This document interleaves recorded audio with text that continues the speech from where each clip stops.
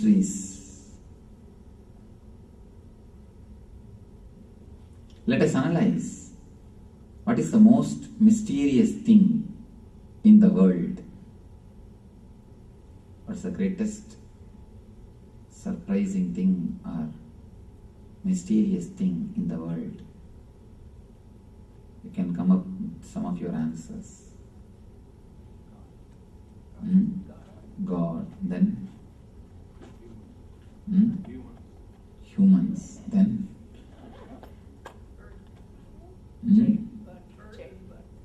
birth. Then universe. Outer space. Then life. Then death. Then the whole creation. Soul consciousness. Each one has got their own answers.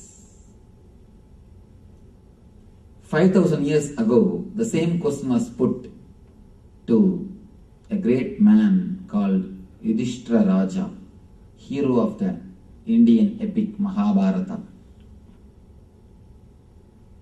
one of the greatest epic ever written in the planet Earth. Mahabharata. The hero of that epic is called Yudhishthira Raja, a great king. The same question was put to him by a demon, by a demigod. It asks him, Kimascharyam ita param? What is the greatest surprising thing on this planet Earth? What is the mysterious thing, most mysterious thing on the planet Earth? Yudhishthira gives a beautiful reply with a Sanskrit sloka. I will give you that Sanskrit sloka and then give the overall meaning. Agani bhutani gacchantiha yamamandiram seshastiramischandi kimascharyam ataparam. Means every day so many lives are going to the Yama's abode, the death's abode, to the death's house. But the people who are staying here, they think they are going to be here eternally. They think they are never going to die. This is the greatest surprising thing for me on this planet Earth. After seeing every day so many people dying, so many deaths happening, again people continuously believe, feel and live with the idea that we are not going to die. Our life is not going to end. For us, it is not. We always think only somebody else is going to get into the accident. We always think only somebody else is going to die. This is the greatest mystery. Death. Death is the greatest mystery. Mystery of all the mysteries. God is a vague word. God is not a clear experience in your life. God is just a vague concept till you become enlightened. Even the idea of God originated, idea of God is created after the question, what happens after death? When this question was raised, many people try to give answer to this question in their own way. Many have tried to answer this question.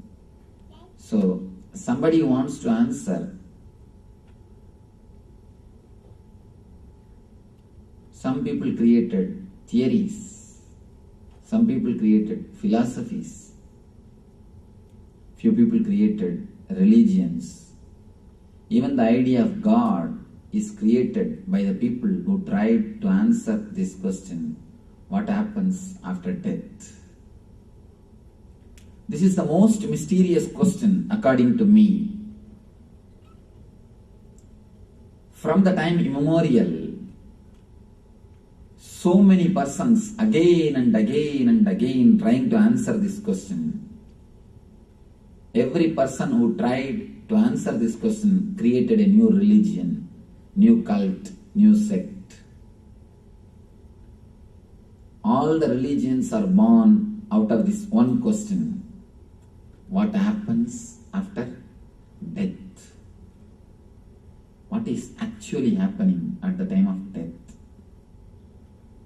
Almost all the religions are born out of this one question: what happens after death? What is death? That's the most mysterious thing. Many people try to give many different kind of answers, many different understandings. Some say there are so many births. Some say there is only one birth. Some of them are in the idea: why should we bother at all, Swamiji? Forget about it. When it comes, let us face. Why should we even think of death? Let me answer this question first. Why should we even analyze, understand, think about death? Because your idea, your understanding about death is going to change your understanding about the life. Please be very clear. Your understanding about death is going to change your understanding about life. You can see the religions which believes there is only one life, they created a deep sense of hurrying everything, anxiety in man. All the Western religions, they believe only one life. That is why they wanted to take the maximum juice out of this life. You have to enjoy whatever you want to enjoy in the 70-year span. You can't miss. If you miss, you miss it. So you are not allowed to rest, to relax. Continuously, you have to finish what you want to finish. The idea of only one birth gave birth to science. That is why you start working, searching for all comforts, maximum possible comforts, the maximum possible joy, maximum possible juice from the outer world. Second thing, all the Eastern religions, they speak about many births. This idea gave birth to spirituality. When you have an idea, so many births, when you understand there are so many births, again and again and again you come down and go back. You feel bored, fed up, same drama. You come down, this time you catch somebody as a husband, somebody as a brother, somebody as a son, somebody as a neighbor, somebody as an enemy. You create a big setup with which you live. The moment you die, you go to the next body. Again you create one full setup. It goes on, goes on, goes on. After some time, you feel bored. You are totally fed up. How many times coming down, doing the same drama, again going back, again coming down? You start thinking towards getting liberated. No more coming back. The moment you start thinking about liberation, no more coming back, you start working towards moksha or enlightenment. That is what is the whole spirituality. Your understanding about death plays a major role about your understanding about the life. Your understanding about death plays a major role on the concept or understanding about life also. According to me, it is your concept about death based on which you really live. Only based on that you really live. Now, let us enter into this mystery of mysteries, the most mysterious thing of the life, which we need to understand really in our life. There is a beautiful Zen saying, learning the art of dying is the real thing or the ultimate thing which you can learn in your life. Preparing and learning for the right beautiful death is the real thing which you can achieve when you live. A small Zen story. One day an enlightened master suddenly declared that he is going to die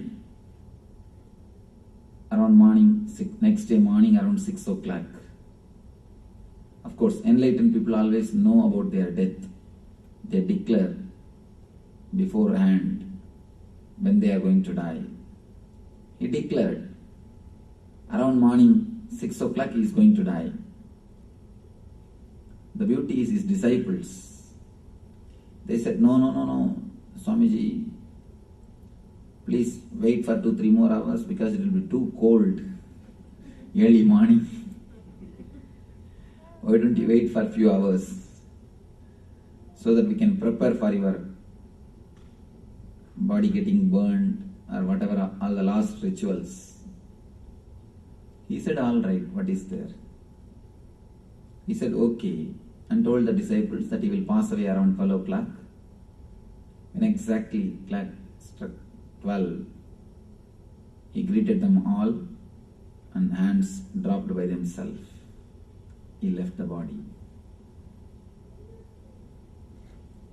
I wanted you to know about a small but very important incident. When British people were bringing the whole India under their control, in the central India, there is a small tribal village. Now the village is not there. There was one small tribal village. The British was trying to bring that village under their control. The whole village is only totally 100 people. But highly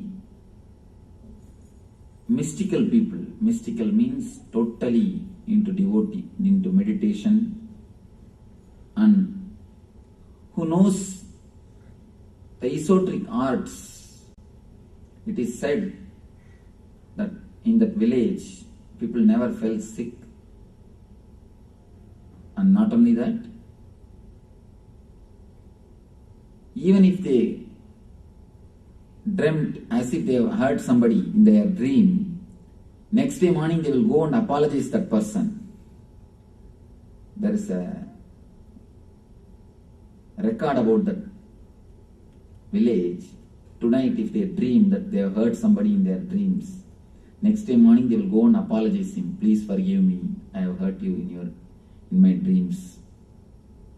The explanation is, unless you have a subtle vengeance, unless you have a subconscious idea to hurt him, you will not even hurt in the dreams. So they don't even want that unconscious vengeance. That is why they go and ask him to apologize. Such a highly matured spiritual group, they have nothing of the outer world, but they had everything of the inner world. These British people, when they try to catch that village, the villagers are not ready to surrender, give their freedom to anybody else. But these British people said, either you come to our lifestyle or we will kill you. You will be surprised. These guys, the villagers, they said, you don't have to kill us, don't worry, we know the art of dying, we will die by ourselves. British people thought they will commit suicide. The villagers will commit suicide by some medicine or some method. You'll be shocked. There is a clear record. The whole villagers, they gathered in one group, in center of the village, as a group. They all stood. The whole group stood in one place. In front of the eyes of the British soldiers, just they chanted some mantra, prayed, and all the 100 just fell and died. All the 100, they simply fell. They just dropped their body and died. And the incident is recorded by the British soldiers. And they say, first time we felt guilty of killing somebody. We people are trained to kill. We never felt guilt when we kill people, even in the wars. But here, we felt a deep guilt that we killed innocent people, killed such a simple people, such a great people. The record says we feel deeply guilt. What we need to understand, the art of dying. Simply, they are able to drop the body and go. Gita says, death is nothing but changing the coat.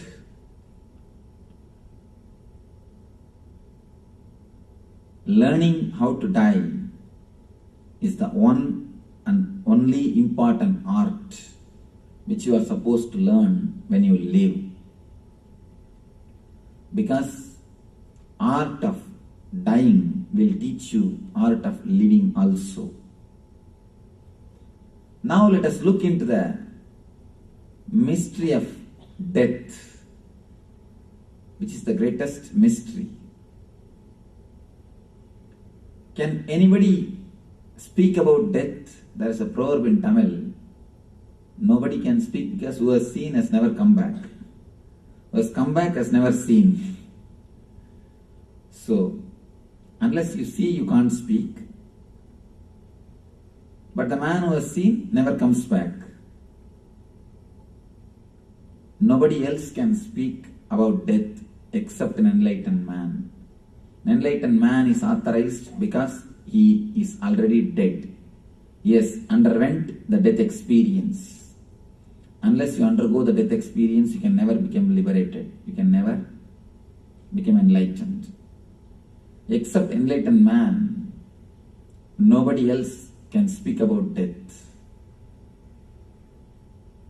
One more thing, the mysteries of death can never be recorded and logically proved. It can never be reduced to a fact and figure. Because it is such a personal experience. Only few enlightened masters are able to speak their experience. The problem, they don't have certificate. God never gives certificate. Hereby I declare he is graduated in my enlightenment industry, my enlightenment university. God never does it. Anyhow,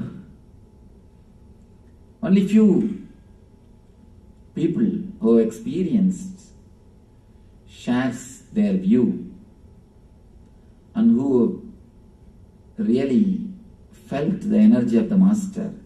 Only they take advantage of that science. That is why the mystery of death is unknown to so many thousands of people. And I tell you, this science can transform your whole life.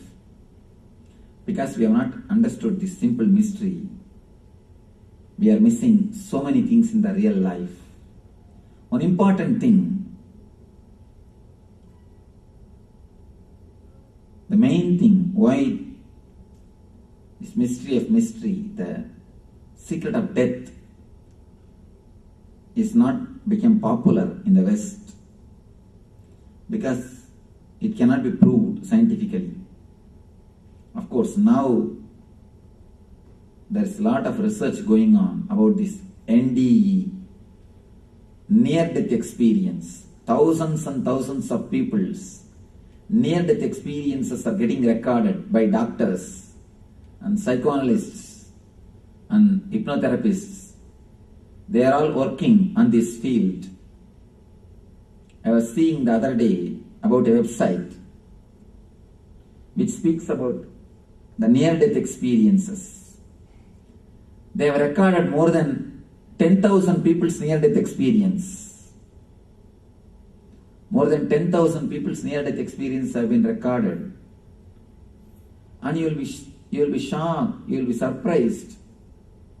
Almost all the experiences are falling in same tune. Almost all the experiences. The famous hypnotherapists, they also tried to hypnotize the human beings and get their past life memory. They tried to slowly lead them into their past, slowly into their very death itself, to get the data, what they experience when they enter into body and when they leave the body in the past life. Again, that's a wonderful thing, shocking, revealing, surprising informations. Again, they are all matching, falling in tune with what our Upanishads, what our Rishis declare about death.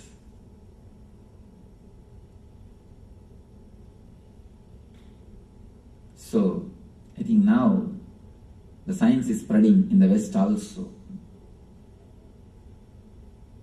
Now let me come to the point directly. All this time I was beating around the bush to prepare you. Because you need a little bit of mental preparation to listen the great truths. Now let us directly enter into the idea death. What happens exactly when you die? What happens exactly when we leave the body? From my own experience, let me narrate. I can assure only one thing. Hereby, I promise what I am speaking is truth. No other authority can be cited. No other support can be given. Only the experience is the solid proof. Anyhow, but I will try to quote some of the similar NDEs, near-death experiences recorded by these hypnotherapists and psychoanalysts and doctors. The research reports, the conclusions of the doctors, what their researchers say about the experience and what rishis say about it and what is my own experience. Of course, all the three is in same tune. So I'll present it to you, what happens exactly. When you leave the body, you cross 7 different spaces, 7 different layers of your being. The physical, pranic, mental, subtle, causal, and spiritual, and finally nirvanic. 7 layers of body is penetrated. You go through the 7 layers.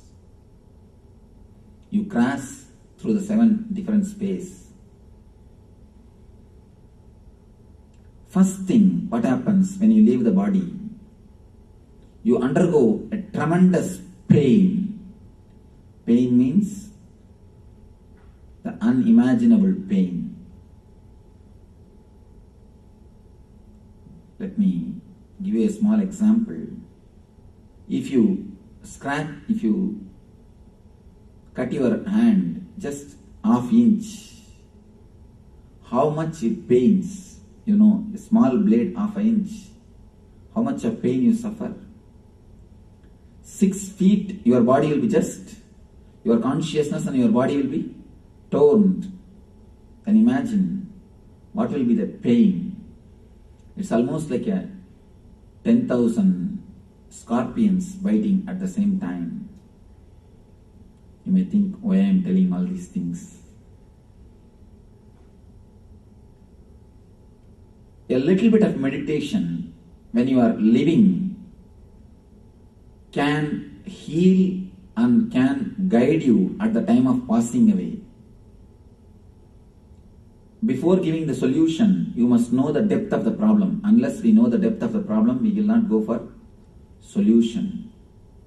When you first move from the physical body, when you leave, your body will be, practically your consciousness will be torn from the body.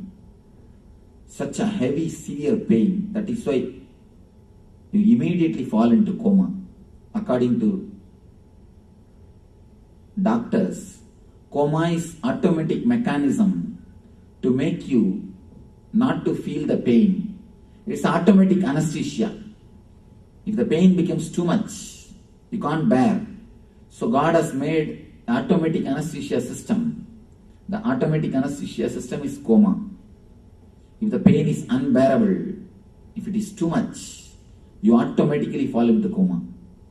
That is why anybody who dies, first they fall into coma, only then they die. Only yogis or enlightened rishis, enlightened masters, they die directly without falling into coma. Other than enlightened people, Paramahamsa Yogananda is one of the great example. He never fell into coma before death. Consciously he passed away. He passed away in the sitting posture. There are few examples of great masters who passed away in the sitting posture.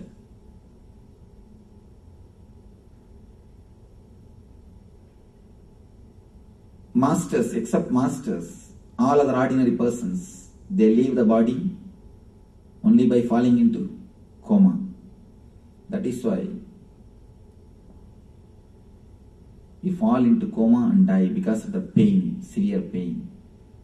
The next, pranic space. In that, the fight starts. Your desires wants to possess this body, but the time says, no, it is time, it is over, you need to go for the next body.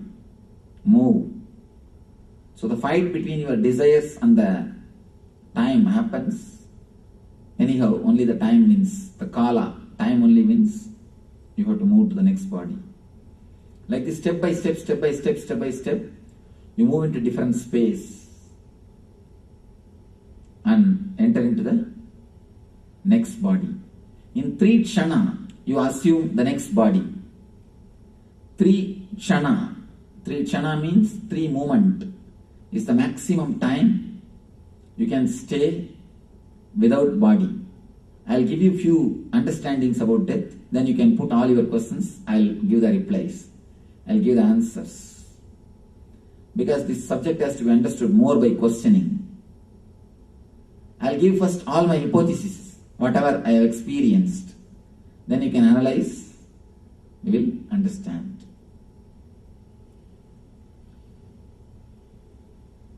One more important thing you need to understand about this is, as long as you are in this body, this whole world will look in 4 color. This whole world will look in 4 color. You are able to experience it, feel it. It's like a 4 dimension, not even 4 color, 4 dimension. Had you been to this Universal Studio, you will understand the 4D, not 3D. Nowadays 4D things have come. Any of you have experienced? 3D means you will have the glass and you can see the whole thing as if happening in 3 dimension. 4D means along with the movies, along with the sceneries, your chair also will shake. You will have the experience. You will feel as if you are undergoing the experience. If there is an earthquake in the movie, your chair also will shake and you will experience the earthquake. Now, as long as you are attached to this body, the whole world is seen as 4D. The spirituality, meditation, all these things are looking like 2 color. You think, oh, all these things later on we will take care. What is there? Let it be there. Many people come and ask me, Swamiji, I already have planned for a weekend picnic. Can you do the course here in the next weekend? Because they planned for picnic, they want me to stay here and do the course next week. You see, people have got so much of value for their time, but they forget somebody else's time is also valuable. Anyhow, as long as you are staying in this body, this world will look like 4 color, the picnic, the outwardly things, everything will look like a 4 color. Spirituality will look like a 2 color. Then you think, all right, what is the meditation? After all, we can do it later on. The picnic we cannot miss. But the moment you leave this body and start traveling inside, the whole outwardly things will become 2 color and the inner world things will become 4 color. All the meditation, all the spiritual stuff, the whole thing will become 4 color. You should understand one thing. As long as you are in this physical body, this whole thing will look like a important thing.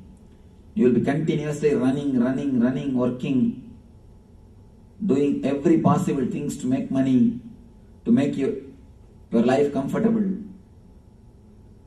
I have seen many people coming and telling me, Swamiji, I don't have time to meditate. Never say you don't have time to meditate. Tell honestly that I don't give so much of importance to meditation. Everybody has got only 24 hours. How can you say, I don't have time to meditate? I don't have time for meditation. No, never say that. Be very clear, at least to yourself. I can't give so much of priority to meditation. I feel my work, my all this routine, my money, all these things are more important for me than the meditation. Let you be at least clear. You can say, at least I don't understand that meditation is so important in my life. Then you are honest. At least let you be honest to yourself. As long as you are attached to this body, this whole thing will look in 4 color. Only the moment when you leave this body, you will understand which is real 4 color thing. Then suddenly the whole thing, the world, will become 2 color. Your dollar will not work there. There the dollar is different. This currency will not work there. Neither this currency, nor these relationships, or the properties, or the status, social life, whatever you made, what for you gave all your life, nothing will have value in that space, in that zone. In that zone, only the quality of consciousness is going to have a value. One thing I want to tell you, important thing. Not even your Pava Punya is going to come.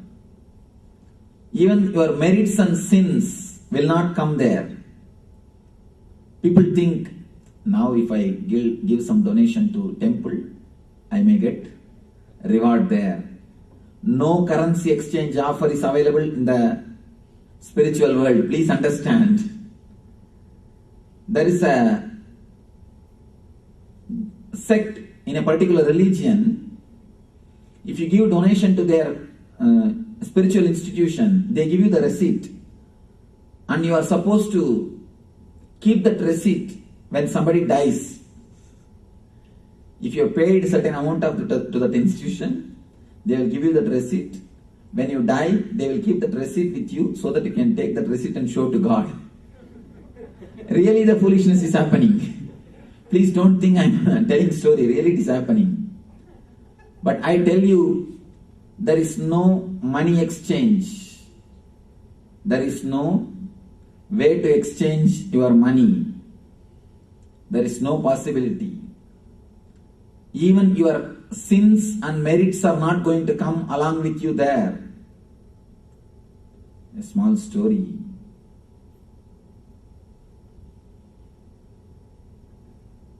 A driver, bus driver. Any of you have been to Chennai? Any of you have lived in the Chennai? Oh. Bus driver from Chennai. If you have lived in Chennai, you will understand. The bus drivers of Chennai, they will directly take you to hell. Straight way to hell. No, this way, that way. No long route, straight way to hell. And Mumbai also, Mumbai taxi drivers. Mumbai taxi and Chennai bus. This guy, one Chennai bus driver and one great religious preacher. Both of them died one day. They reached pearly gates. Saint Peter was standing, interviewing the newcomers. First came the bus driver. Saint Peter asked, "What's your name? What are you doing?" He said, "My name is Swami. I was a bus driver in Chennai." The list of merit and sins is taken out. Saint Peter saw in his laptop, saw the details and said, "All right, let you have golden staff, silken robe, first class AC suit in the heaven. Go and enjoy." Next came the religious preacher who was preaching all over the world. Saint Peter asked, "What's your name?" This guy said, "My name is Gadabudananda." "What were you doing?" "Preaching religion all over the world."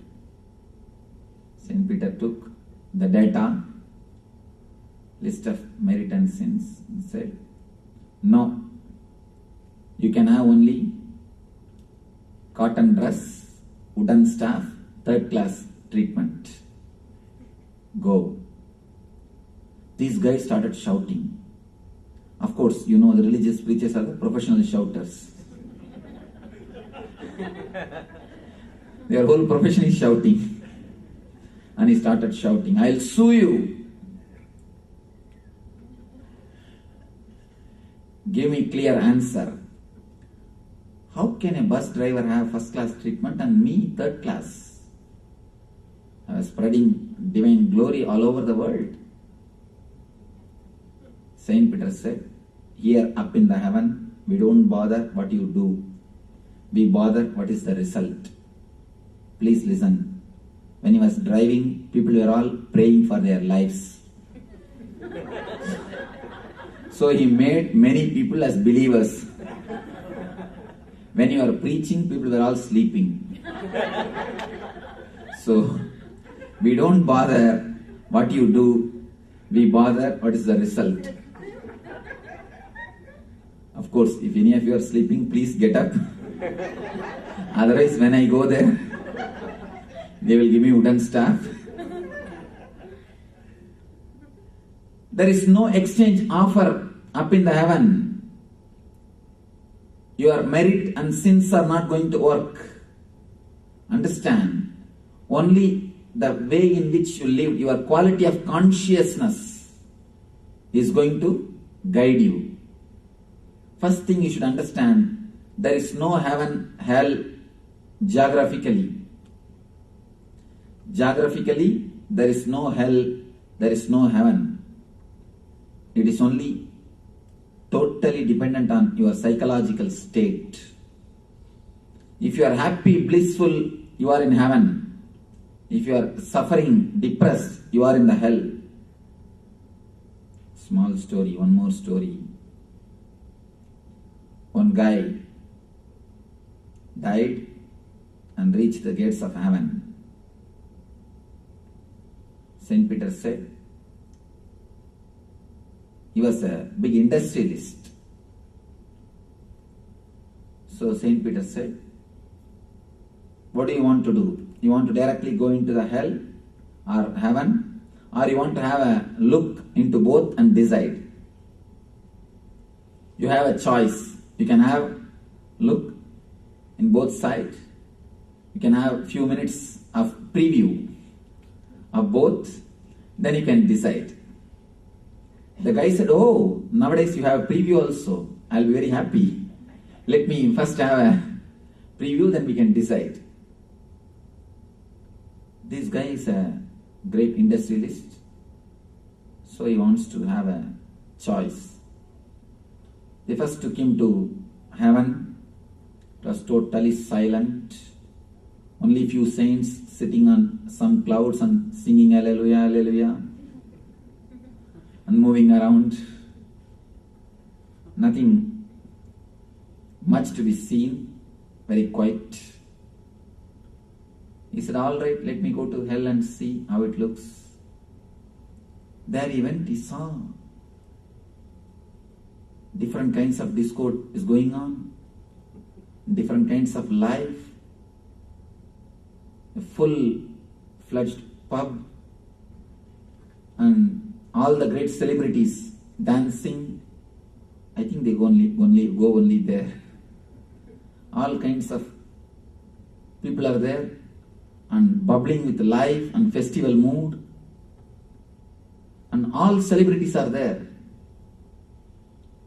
It was really wonderful. This guy said, I want to choose only hell, no heaven. Saint Peter said, please understand, listen, decide now itself, afterwards you can't have a choice.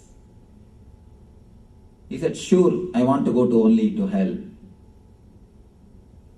Finally, he was sent to hell. The moment he entered the hell, simply two demons came and caught his head, and they took him inside. They started torturing him in the fire. He started shouting, what is this? When I came, they showed me a different view. Now you are torturing me.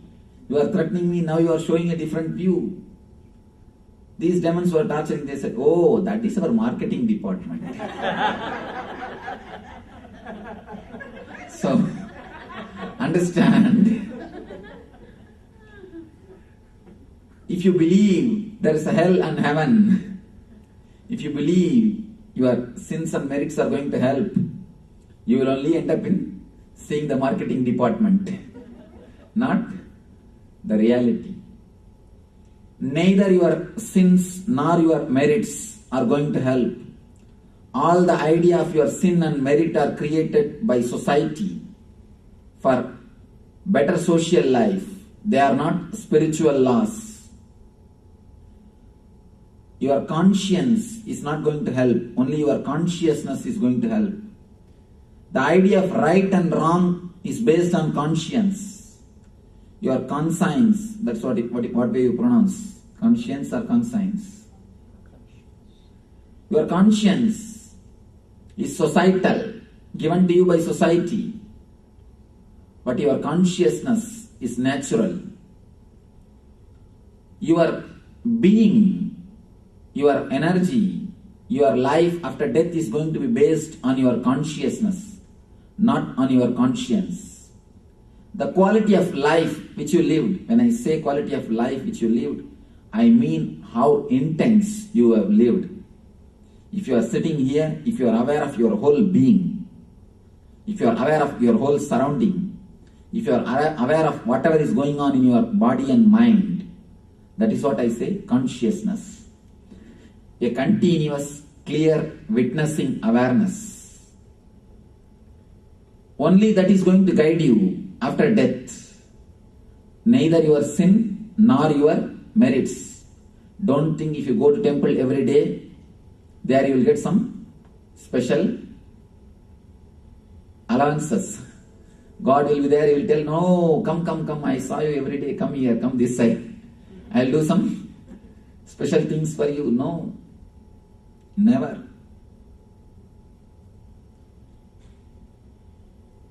There is a preacher, he is preaching, I myself have heard him in North India, he is very popular in North India, he preaches.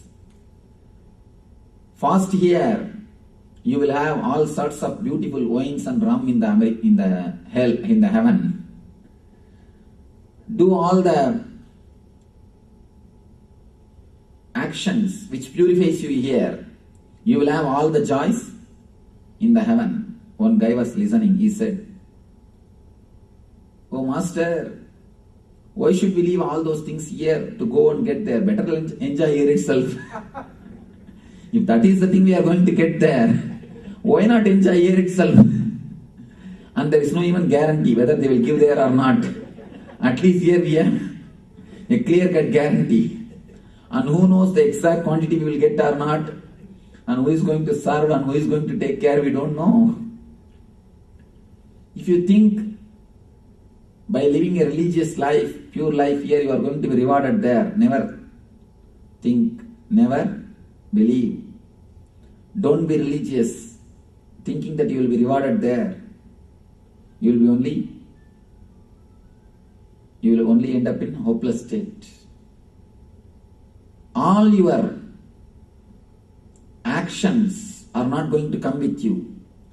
Whether you enjoyed or renounced is not going to matter once you leave this body. The moment you are out of this physical layer, all your actions will be forgotten. The saint or sinner, nothing is going to count. Only one thing will be counted. How much consciously, with awareness you lived. Of course, the thing is, the more you become aware and conscious of your body and mind, more it becomes under your control. Somebody asked, somebody asked me, can I become enlightened by controlling my sex? I said, enlightened people don't have sex, that is different. But don't think by controlling the sex you can become enlightened. Of course, I am not telling you go around. Two things you need to understand. A Buddha is out of sex. An enlightened man is out of sex.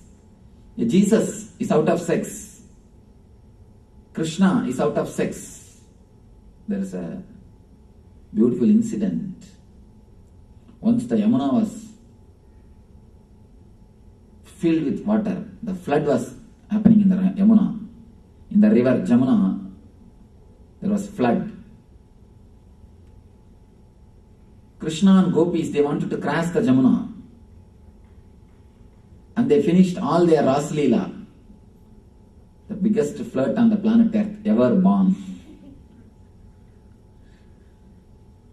After all the Ras Leela, he wanted to cross and go to his place. But the river is filled with water.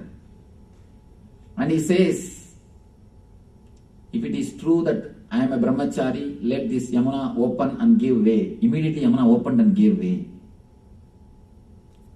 And these girls were all shocked. Just now this guy did all sorts of things and which nobody can imagine. And he is telling, if I am a brahmachari, let this Yamuna open and give way. And the Yamuna is also opening and giving way. What is happening? Then Vyasa writes the commentary. Vyasa gives explanation. Enlightened master never lives in the body. He is totally out of the body. Of course, when a person becomes enlightened, he is neither male nor female. He lives always beyond body. Enlightened man is beyond sex. But the people who are trying to go beyond sex can all not become enlightened. Going beyond sex happens as a byproduct, side effect of enlightenment. That cannot be a technique or method to enlightenment. Enlightenment needs something more than suppressing yourself. It needs meditation. It needs transforming your consciousness. So none of your virtue, none of your acts are going to matter after you leave the body. There is a small story. One day, there was a rishi in a forest. One day a guy came in the midnight. He asked the rishi, can I stay here just for tonight? Tomorrow morning I will go away. Rishi said, why not? Please stay here. You are welcome. He gave him food and shelter, everything. Next day morning that guy got up and he is about to leave. When he was about to leave, he felt too much of love and compassion towards the rishi. And he said, oh Swamiji, you helped me really in a big way by giving me shelter in the midnight. Please accept this small offering. He gave little money to the rishi. Rishi said, where do you get so much of wealth? You are having so much of money. You are giving me. He was having so much of money and gave little bit to the rishi. This guy said, I am a thief. The rishi said, no, I don't want your money. He sent him. After that, rishi was praying to God. Oh God, please forgive me. I have given food and shelter for a thief. How great sin it is. What will I do? How will I remove this sin? He started weeping profusely, praying to God, begging him to apologize him. Suddenly he heard a voice from the sky. Somebody is weeping profusely. Rishi said, who is weeping there? God said, I am only weeping. Rishi asked God, why are you weeping? God replied, you gave food and shelter for him only one day. You are weeping. I am giving every day. Should I not weep? Where will I go and wash my sins?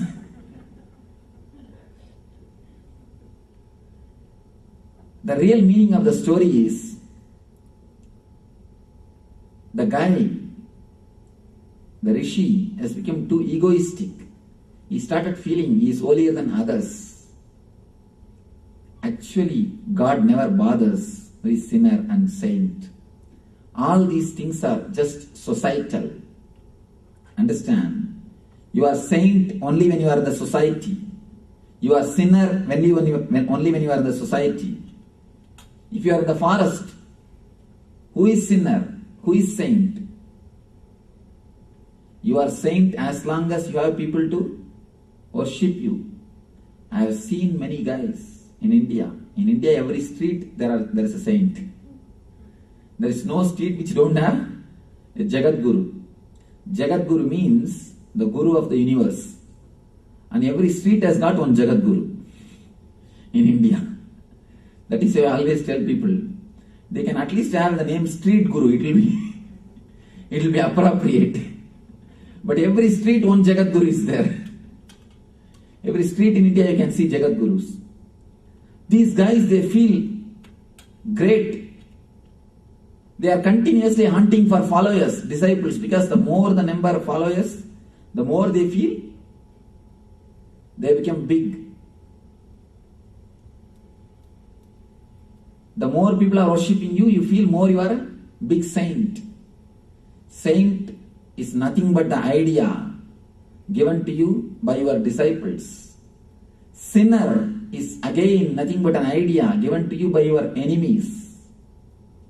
So neither saint nor sinner exists once you leave this physical body. After leaving the physical body, only one thing is going to matter. How consciously you lived, because the consciousness is the only torch with which you are going to cross all these 7 layers, all these 7 spaces. Neither your wealth will come with you, nor your right or wrong deeds are going to come with you, or your other supports, all your charity, all your donations, all your dana, nothing is going to come with you. People think, here if I give some money to Balaji, there he will give me in Vaikuntha as exchange. No currency exchange. Only one thing is going to come with you, that is the consciousness with which you lived, the awareness which you created inside your being when you lived. Once you cross these layers, naturally you will see, if you have lived your whole life with consciousness, with awareness, in a meditative way, you will have a clear choice, either to take birth or to become enlightened. If you have not lived your life consciously, if you are deeply tied to your body and mind, if you have never lived with full awareness, immediately you will enter into other body, because you cannot wait, you cannot stay without body. You are so much attached to body, you are so much tied to your body, your lust for body is so much, you will just jump into some other body. Whatever body is available, you will not bother. Let me first go and enter into the body. Let me not bother. Then later on we will decide. You enter into some body. If you can live at ease with yourself, when you are living with the body, if you can sit with yourself, if you can relax with yourself without having thoughts, that is what I call the power of consciousness. How to know whether we are living consciously or not? You will be able to sit with yourself without thinking. If you have that capacity, you can be sure you have the consciousness. But we people, we can sit with anybody else, but we can never sit with ourselves. The moment you get some time also, you switch on the TV. Tatak, tatak, tatak, tatak, tatak, tatak, the same remote and the same foolish programs. Or you catch some newspaper. From first page to last page, you start reading. If you don't have anything else also, you start planning or thinking. If you can sit with yourself, utterly relaxed, even for a moment, you will have that same relaxedness when you leave the body also. That time also you will have patience and relaxed awareness to wait and choose. One important thing you should understand, it is you who program, it is you who design your every body and including your parents. These are all few truths. Of course, you can question me in the question and answer session. Including your parents, it is you who choose. If you don't have consciousness, then you will not be given VIP lounge there. If you have lived consciously, and if you leave the body consciously, you will be given a VIP lounge. You can wait till you get ready, till you get the body, right body, the way in which you wanted. Till you get that type of body, you can wait. If you have lived total unconscious way of life, you cannot wait. Simply you will be sent. One more thing, based on what ideas you design your body, what way you live when you are living in this planet Earth, only based on that you are going to decide your next body. If you have lived all your life just for eating, what you will naturally think when you leave the body? Even if I take one more birth, after all I am going to only eat. So let me design my body in such a way that I will be able to eat more and be happy. So the best body is pig. Pig's body is the best body to eat like anything. You can see the long mouth. And when pig eats, never think it eats only with mouth. It eats with the whole body. The whole body will be enjoying. So naturally you decide, let me become a pig. If you have lived your whole life only for eating, you will take the pig's body. If you have lived your whole life only sleeping and lethargic way, not doing anything creatively, you will take the body of buffalo. So it is based on your attitude with which you lived, you choose the next body. This is the basic idea based on which you go again and again and again into the Janana Marana Chakra, Janma Samsara Chakra, the circle of life and death, the circle of birth and death. Now I have given you few conclusions about my experience, or how we take the body, about my understanding, how we leave the body and take the next body. You are welcome to put the questions, because this is the subject. It's a too vast, too big subject. Only by your questions you can have more understanding. You are welcome to put any question regarding death and after death experience. Yes. 1 minute. Have a mic.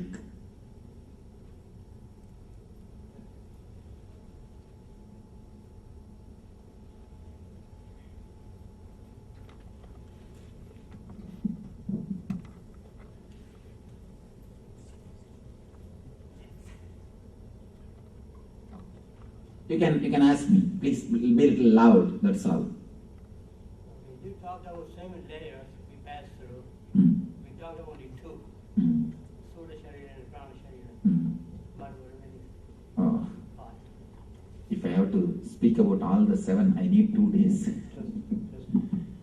We do a meditation course actually based on this 7 layer. I can name all the other 5 layers. But as you know, we have only this much of time, and to explain this basic 2 layer itself, I have not explained deeply. The other layers, the 3rd layer is subtle body. Subtle body.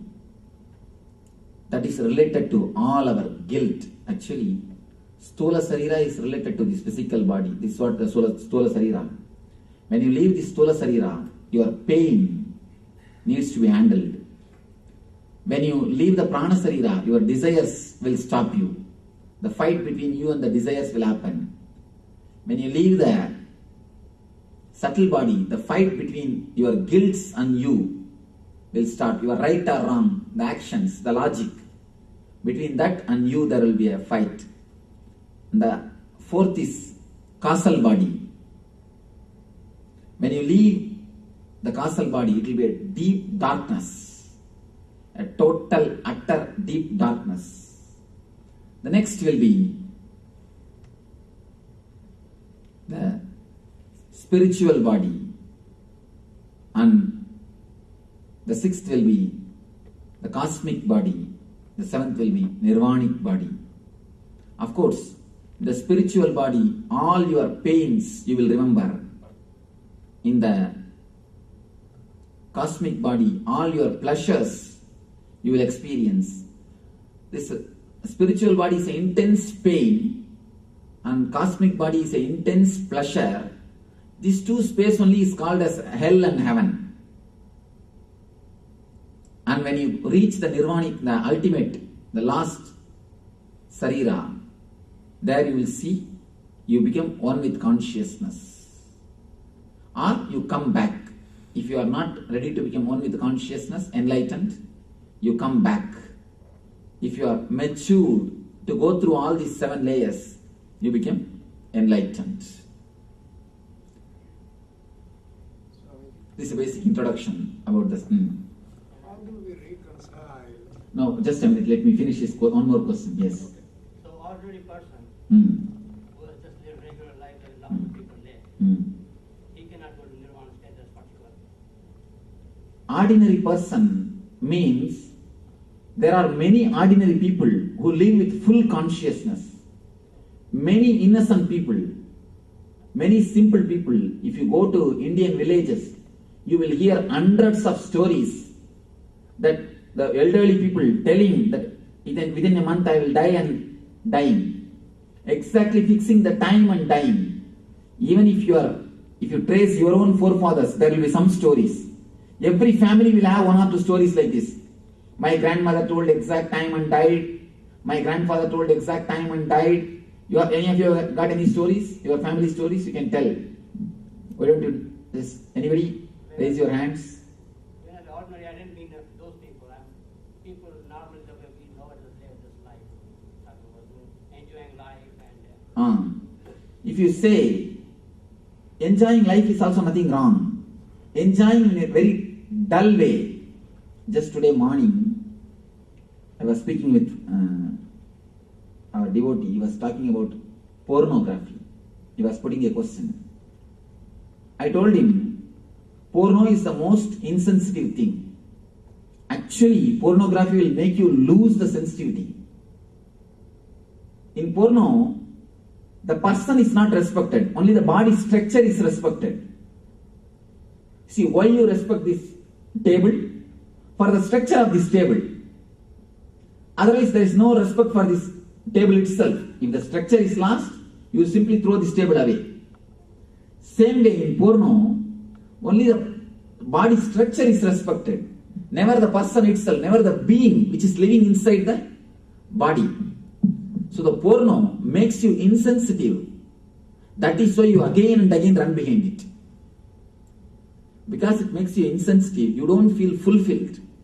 So you again and again run behind it.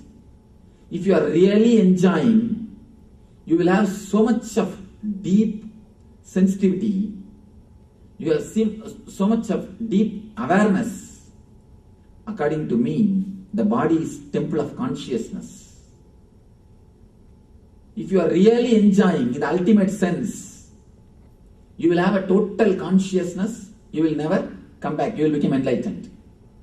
But if you are living in this way, as I am telling, the insensitive way, so now you will have to explain, when you use the word enjoyment, do you mean with sensitivity or without sensitivity? That you have to tell me. Does the person enjoy porno? Yes. Then he cannot go to enlightenment. Surely he cannot go to enlightenment. He will be stuck in the second layer and he will come back and again he will try to take the maximum juice. Again he will be in the same chakra. See, unless you totally enjoy and relax from the world, rest, you cannot rest, relax there. You see, if you have some job in India, naturally you will be forced to go there. If you have nobody in India, no relative, no job, no property, no work, will you go to India? No. Same way, if you are attracted to porno means you have to come to this planet Earth because here only it is available. If you are enjoying, if you want to enjoy something which is related to this planet Earth, naturally you will be coming down. So it's your choice to come down, to enjoy, and if you feel this time you are finished, you are really relaxed. You can be blissful, joyful, ecstatic, without something outwardly. You have so much of sensitivity. There is a beautiful sutra in Kama Sutra. The moment you understand the sensitivity and the joy and ecstasy of living inside your body, the very living inside your body itself is ecstasy. That is what the Tantra says, inner orgasm. The very living inside the body itself is ecstasy. So if you have experienced that, then you think, why to take one more body and die and live on all this rut, all this same thing. Let us live happily. You will have the capacity, maturity to live without body. Then naturally you will not take body. But if you have the hangover, if you have some more desire which is yet to be finished, naturally you will come back. He cannot become enlightened. He cannot stay without body. Yes, next question. The concept of good and bad karma, if I understood you right, is perhaps societal. Yes. Is it a denunciation or striking at the roots of karma theory? Yes. Because the karma theory has no base. Because karma theory has no base. It is just a faith and belief created by Manu and other old people. You see, by creating these laws, Manu has done a service to society, and the same way he has done a big conspiracy to the humanity. Both he has done. In one way, for good social living, these laws are helping. See, for example, you will not kill me because I should not kill you. I should not kill you because you will not kill me. We both will not kill each other is an understanding. So that all of us can live on this planet Earth. That's all. There is no more spiritual attribute to that law. There is no spiritual quality or spiritual support for that law. But when you start giving spiritual explanation, no, if you kill somebody, when you go there, you will start suffering, you will be put inside the oil will be just boiling oil, and all those things are just threatening you, giving fear to you. It is adding fear into you so that you will follow this morality. But now I feel at least this small group is matured enough to live a moral life without having the fear. Suddenly, for example, if you understand, even if you kill me, you are not going to have any punishment. Are you going to kill me? Surely not. For children, you need to tell with all these stories. When you teach morality, this type of small fear is necessary. But according to me, when somebody is becoming mature, when somebody is mature, there is no need to give the fear as a method to follow the morality. As long as the morality, the karma theory is based on fear, be very clear, it can never give you fulfillment. No morality should be based on fear and greed. It should be just a pure understanding. The man should be taught to grow to that end. The man should be made so mature. The man should be given the techniques to create such a deep awareness and sensitivity to understand all the laws in a blunt and clear, truthful way. Not just with some stories of 21 heavens, 21 hells, different kinds of punishments, and see, if the same thing is going to happen there, then God is nothing but a president. At least here we have a voting right, there we don't even have that. Why to go there then? We don't even have to go there. So, surely hell and heaven does not exist based on karma theory. Only one thing, when you do too much of so-called wrong actions, you associate yourself tightly with the body. So, disconnecting yourself with the body at the time of death is very difficult. The man who lived continuously only on sensory pleasures, torturing others and swallowing everything, he cannot leave the body so easily when he is at the time of leaving the body. That pain, that suffering is what we call hell. That suffering only we call hell. When you live, if you live with full awareness and full consciousness, awareness and consciousness is such, it will just radiate joy, love and compassion. Just few days ago, I was in New Jersey. One of our New Jersey healer, an organizer, Veena Shenoy, her name is Veena Shenoy. She actually attended our ASP.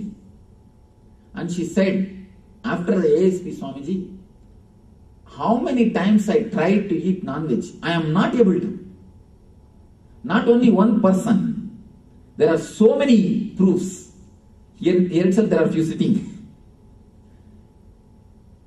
You see, when you become more conscious, more aware, I have never given that as a rule. And one more thing, I never believe in rules. I don't give any rules.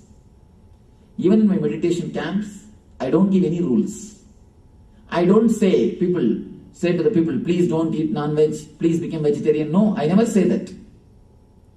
I never made that rule. She just attended the meditation camp, that's all. And she said, earlier I can't eat without non-veg. Now I don't know what happened. I cannot put the non-veg into my mouth. The awareness and consciousness become so sharp. When you are conscious, your very being will start guiding you. There is no need for any law. I never taught her, no, eating non-veg is wrong. It is spiritually wrong. How many times I give a rule, what she will tell? No, Swamiji, I am not able to control. Giving rules is not going to work. Morality is not going to work. I don't believe in morality. I believe in experience. I don't believe in conscience. I believe in consciousness.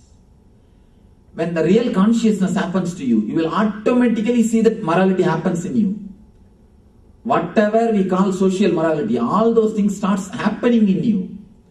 It will become your lifestyle. It will become your very being. Then you will see there is no conflict between inside and outside.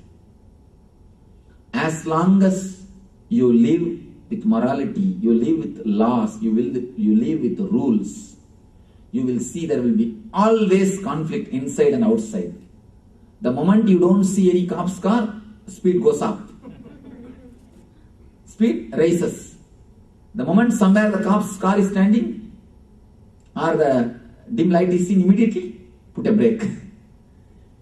See, as long as the morality is taught with fear, cop means what?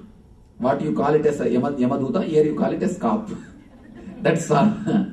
You call it in a different terms there, you call it here different terms.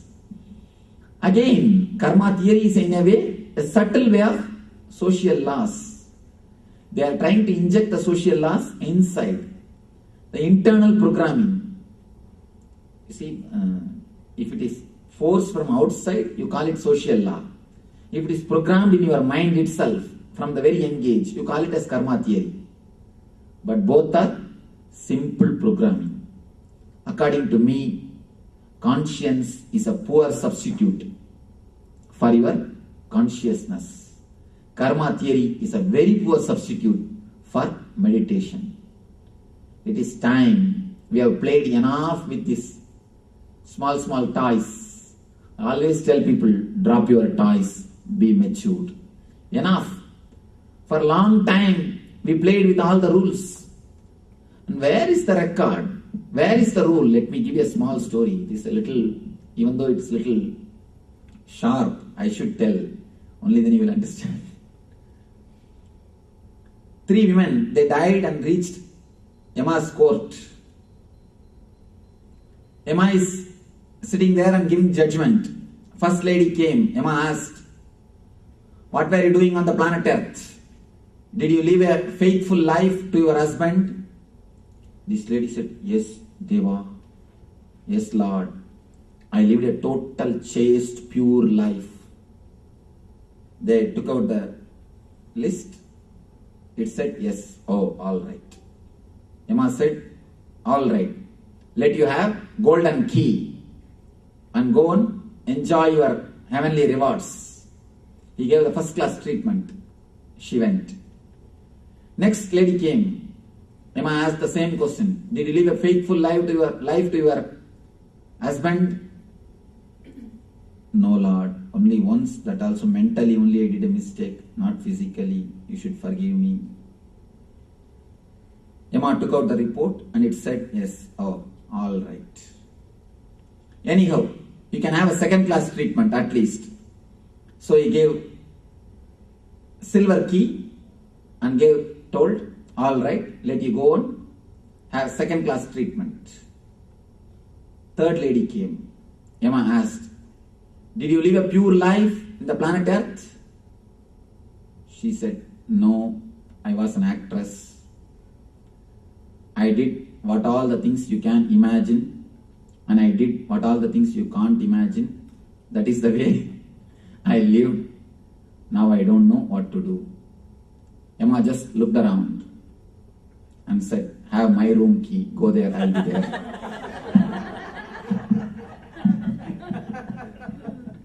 All your morality is just nothing but skin deep. Just nothing but just skin deep. So look into it. Your karma theory is nothing but societal program. You think the people who are not programmed for karma theory are not living? No. Of course, I am pulling down the whole structure so that you can go beyond. It is enough. We played with the mental toys. Social laws are social toys. Karma theory is a mental toy. Enough. Drop your toys. Grow out of your fear and greed.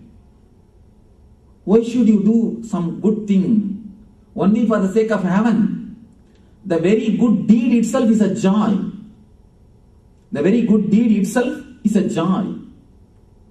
Yesterday really happened incident. Suddenly I received a phone call from one of our devotees that he was carrying some amount of money, all the collection from the past cities, whatever we are going all over the country. He took all the money to deposit in the bank. I suddenly received a phone call that all the money is lost when the SSP was going on. And my assistant, she was making such big scene. He said, keep quiet, relax, what is there? Even if it is lost, let it be, okay, leave it. This is the way life.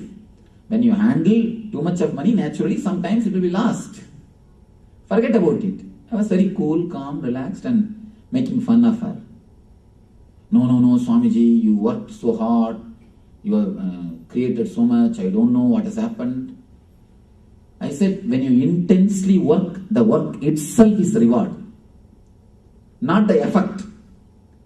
As long as you are working for some greed, the work is not joy, then I will not enjoy your face. I will enjoy only seeing the Washington's face in the dollar bill. You see, if the teacher or the master, if I am working for some goal, then I will be thinking only his face. Only his face will be standing in front of me, not your face. The very work itself is joy. Why should we do some service? Only if we are given the candy. Heaven, you come to heaven, you will be given candy, do some service here. No. Candy and cookies are only for kids, enough. Now it is time for us to behave in a matured way. There is no need to bother about greed and fear.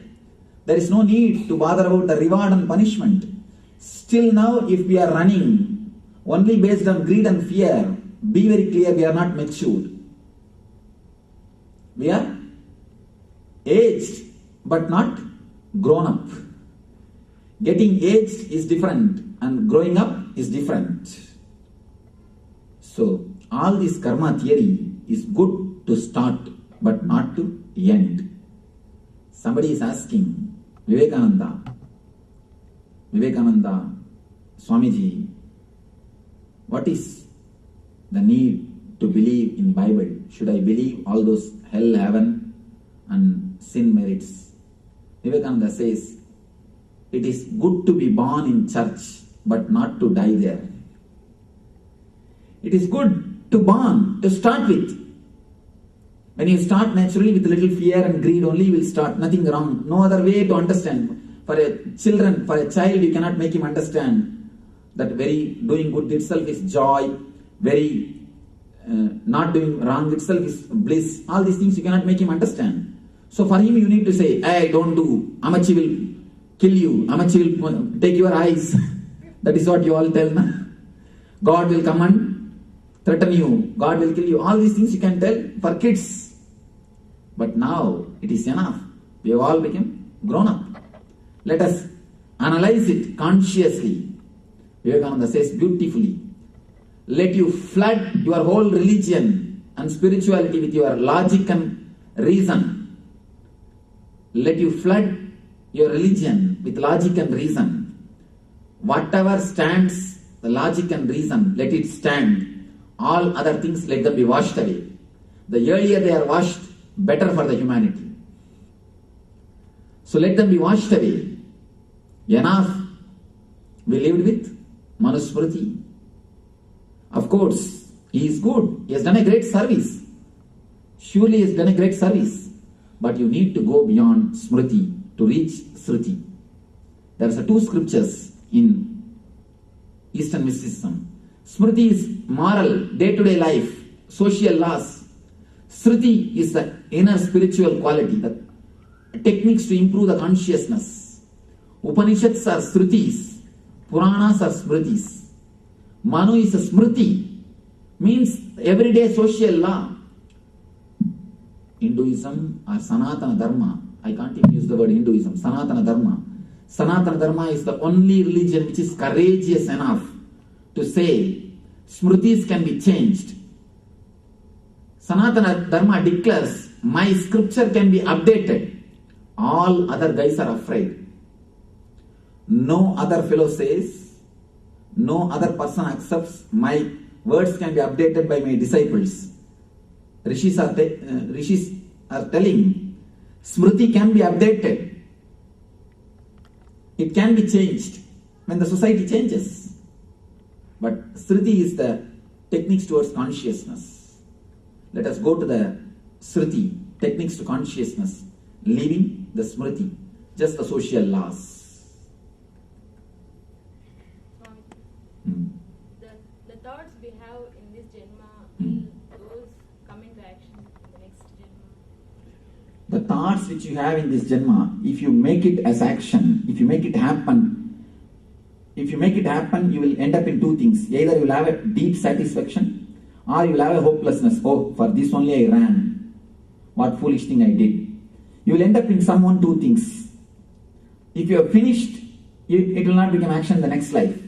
If you have not finished and still you have hope, the lingering hope, then you will naturally carry it in the next Janma and do it. And to fulfill that thoughts, you will choose the parents, you will choose the place and all those things. You say sins and merit doesn't get associated to a soul between one life to another. Then does the belief in repaying the past deeds exist? One thing, sins and merits, the actions never comes with you. The mental setup you carry with you. The mental setup of doing the same kind of things you carry with you. So you commit a sin in one birth, do you repay it on the next? No. Now, if you cheat somebody, don't think next Janma he will come and cheat you. No. That will not happen. But the attitude of cheating, you will carry with you, and how much you cheat others and exploit and take money, you will not have sensitivity to enjoy it. You will feel deep dissatisfaction. How much you make and cheat and do everything, you will have a deep dissatisfaction. You will not have a deep sensitivity or joy to enjoy. You will not have a bliss to live it. You may have a big bed, but not a sleep. That's all. You will carry the same mental setup with you, with which you will hurt yourself and you will hurt others. But when you hurt others, naturally you will hurt yourself with the same mental setup. Sorry, when you say consciousness and awareness, are you meaning the same thing or two different? Awareness is a starting point, path. Consciousness is the ending point, enlightenment. You start in awareness. Actually, both are same. In awareness, a little bit of, it's like 18 karat gold. Consciousness is 24 karat of gold. Okay. That's all. The process is starting in awareness. Process ends in consciousness. And you said consciousness is the one thing which we carry forward. My earlier understanding was consciousness is an attribute-less thing. It does not have specific attributes. No. Consciousness is a total intelligent thing on which you attribute many things, which never gets attributed to anything. No attributes reaches it. It's a pure intelligence and energy. What you call as your self, innermost self. That's all. Can devotion help in this way? Yes, the devotion can help, but not the devotional rituals or activities. The devotional rituals or activities, the outer activities, the pouring water, pouring milk, all those things are no way will be counted. There's a beautiful Vivekachudamani sloka. Kalpakala Paryandam. In Vivekachudamani, Shankara says, Kalpakala means one full yuga. If you do some Abhisheka rituals, worship also, nothing will happen unless you understand the Atma Tattva, unless you understand about the consciousness. So, a deep inside devotion, if you feel that Lord is inside your being and if you meditate on Him, if you intensely do japa or relate with Him, that is going to help. But the physical activities are not going to anyway help. I have seen many people, they will come and boast in front of me. Swamiji, for last 30 years I am going around the Arunachala hill. What for you came? I have knee pain, please heal me, Swamiji. What you got? Only knee pain, Swamiji. So doing anything in the outer world is no way going to help. Growing your consciousness, that's what I tell you. Only one thing, meditation. Working to improve your consciousness, working in the line of awareness is the one and only key. Now when I tell all these things, it hurts, it feels, oh, what is this? Only when you leave the first layer, you will understand all these things become just 2 color and these ultimate truths became 4 color. I have seen many people, when I tell all these things bluntly, clearly, they leave me and go away. There are many people, if I say drop smoking, they will drop me. Actually, instead of dropping the smoking, they will drop me. I've seen, when I say this type of things bluntly and the straight truth, they will leave and go away. And I feel sometimes deeply, oh, now they won't understand because the whole world looks very 4 color, shining, catching, calling. Now I look in a 2 color superficial way. Today will be there, tomorrow I will go away from Ohio, leave, forget about him. And the whole thing looks in a very 2 color way. Many people come and tell me, no, Swamiji, you are having camp in a weekend, why don't you have in weekdays? If you have it in weekdays, you are having in weekdays, I have a office, why don't you have in weekend? Many people I have seen, because now all these outwardly things looks like a 4 color. So this looks like a 2 color. The moment you leave the body, I have seen many people, the moment they leave the body, immediately that becomes totally 2 color and this becomes sharp 4 color. Deep guilt will rise in them. I had the chance to meet this Paramahamsa, but I missed. What you missed, only at that time they will understand. Only at that moment they will understand what they missed. And the pain and guilt will be so deep, so much, when they take body, they will think, at least this time I will not miss. I will catch some master and do some meditation, get ready and come. They will enter. But the problem is, when you enter into the body, you enter into coma stage and come out. You don't directly enter into body. When you assume the body, the birth time, especially the birth time, your whole body will be squeezed, pressed. So you undergo a severe pain. You fall into coma. The moment you come out of the coma, you forget. The whole memory is forgotten. Again, you start the same rut. Again, one more Nithyananda will come. Maybe some other version of, updated version of Nithyananda will come. And again you will see him. And you will hear all this great truth and miss. That time when you die, again you feel, again this time I missed. Only when you leave the body, you get the consciousness, the whole memory back. Intelligence back. Oh, I missed. Oh God, I missed. And again you come back. Some people, after missing once or twice, they decide, this time I should not miss him if I see him. So that just to remember, they will bring some serious disease with themselves. I have seen. With a purpose, they will bring a disease. Oh, even if I escape from him, this disease will make me to go near him, go and be around him. Many people, my inner circle devotees, they get some cancer or some serious type of disease and come to me and get healed and they stay with me.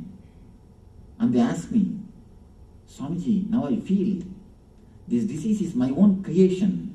Otherwise I wouldn't have found you. Now I feel the disease itself has become a big blessing.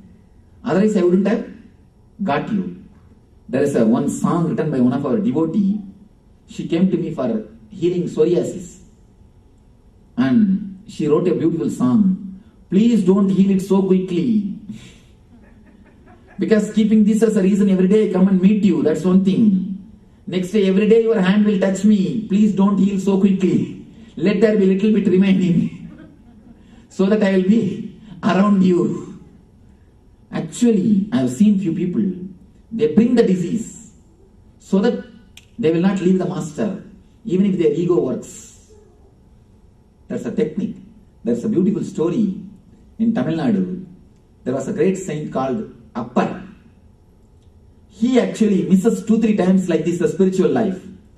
So once when he was coming down to take the human birth, he brings a stomach problem. And he says, only when I became enlightened, this pain should leave me. Because I will be continuously reminded. If there is no problem, I will take the life for granted. I will not be reminded what for I came. So just to make me remind that my goal is to be achieved, let this disease be there. He brought. And the moment when he became enlightened, only the disease disappeared. The truth, the story says. And Kunti says in Mahabharata, let the sufferings come from all foreigners of the world to me, so that Krishna, I will remember you. And I will know the right goal is to achieve your being and enlightenment. It's one of the technique. People bring suffering sometime so that they will understand there is a big thing to be achieved. There's some big thing is there, the waiting, we are yet to achieve it. So many people come even in that way. Many people, they bring depression so that they will find the right master and achieve it. Finish the life and death cycles. So there are so many methods you remind yourself. The thing is, there is no need, you should miss at least 2-3 times and then bring some disease and remember. If you are a little more intelligent, even now, catch, don't miss it. If the next body is born in 4 or 5 moments, then why do people lose shad after 12 days or 30 days? In 3 seconds, 3 chana itself, the next body is taken. But in 13 days, the whole thing will not be shifted. The 13 days, the hangover will be there. For 13 days, kid also will not have individual consciousness. Kid will not have a total awareness of the body for 13 days. The 13 days, the mental setup transferring will be happening. It's like you want to shift to the St. Louis. First you go by car. Then all your luggage will be brought by the shipping people. They will bring by truck, just like that. You will go. All your mental setup, your ideas how to live, all those things will be getting transferred. It will take 13 days. But does that help? Yes, the Shraddha actually helps the Jiva to leave the body easily and go and enter into other body. Shraddha means not pouring water or doing all those rituals, but those mantras. See, in Shraddha time they will chant Kathopanishad. Have you read Kathopanishad? If you read and understand, you will understand. Whatever I said now, all these truths will be uttered to the Jiva. Oh Jiva, at least this time you don't miss the Atmajnana. Have any of you ever read Kathopanishad? The whole Kathopanishad is nothing but this Atmajnana. And in Shraddha means nothing but Kathopanishad. Kathopanishad is the main thing which is supposed to be chanted in Shraddha. All the other things are not going to anybody. It is going to priest only. Don't worry about it. Only the Kathopanishad. When you chant the Kathopanishad, that life, the being which left the body, that will be listening, that will hear the truths. The Kathopanishad says about all these things. You are supposed to be relaxed and go into the way of Dharma, go into the Atmajnana, either become enlightened or at least in this Janma prepare yourself for becoming enlightened, to become enlightened. The same truths are uttered. So uttering those mantras will give right knowledge to that being, to that Jiva. That is why those mantras are chanted. Yes. You said the enlightened souls, they know like when they are going to die. But for others, how was death decided? What decides their death? It is their own karmas. When you come down, you bring certain amount of idea how to live, what all you want to achieve, and how much of strength you want to have for your body. So once that body is tired, once that body has ran enough, when you feel, oh, this body is enough, when the idea of unconsciousness settles, body is tired enough, then you get ready, and on fine day, you leave the body. About accidents, that's the important thing. Accidents are also in a way unconsciously invited by you. Here comes a little problem. Logically, we will not be able to understand. How can anybody invite accident, Swamiji? What are you telling? How can anybody invite accident? Who will invite accident? I tell you, the very living in this type of society, you are more comfortable, you are enjoying more when you are here than in India. In India also, when you are in the cities, you enjoy more than in the village. So naturally, when you choose more comforts, more better life, you choose the risks also. There are so many other factors inside your mind, even that your deep fear can attract accidents. There's a beautiful saying. Just like a satellite antenna attracts the dish antenna, dish attracts the satellite waves, your mental setup attracts the life incidents towards you. If you are blissful, you will see that all sorts of blissful, energetic, living, live people will be attracted towards you. If you are dull, morose, depressed, egoistic, naturally you will see only that type of people will be attracted to you. You fall in tune with the same mental level people and you attract the same type of incidents. So it is your own fear, it is your own unconscious mental setup is the important reason for even inviting accidents. Logically little difficult to understand, but if you look little deep, you will be able to clearly understand. It is just our conscious mental setup which receives, which attracts any incident in our life. Does everybody get a body once they die? Yes, within 3 kshana you get a body. And in that case, is there something called a ghost or something which doesn't have a body? When you, for example, if somebody is given 100 years life, when they come down to live 100 years, and they commit suicide at the age of 50. Then next 50 years they have to live without body. And if they die in the accident, before accident if they lived conscious life and had at least one glimpse of meditation, then immediately they will be given the body. But before accident, if they never had even a glimpse of meditation, the pure consciousness in their being, or pure joy in their being, they will have to wait, just like people who committed suicide. And that 50 years, when they live without body, they have to suffer terribly. It's like, I understand, so much of sweets are there in front of you.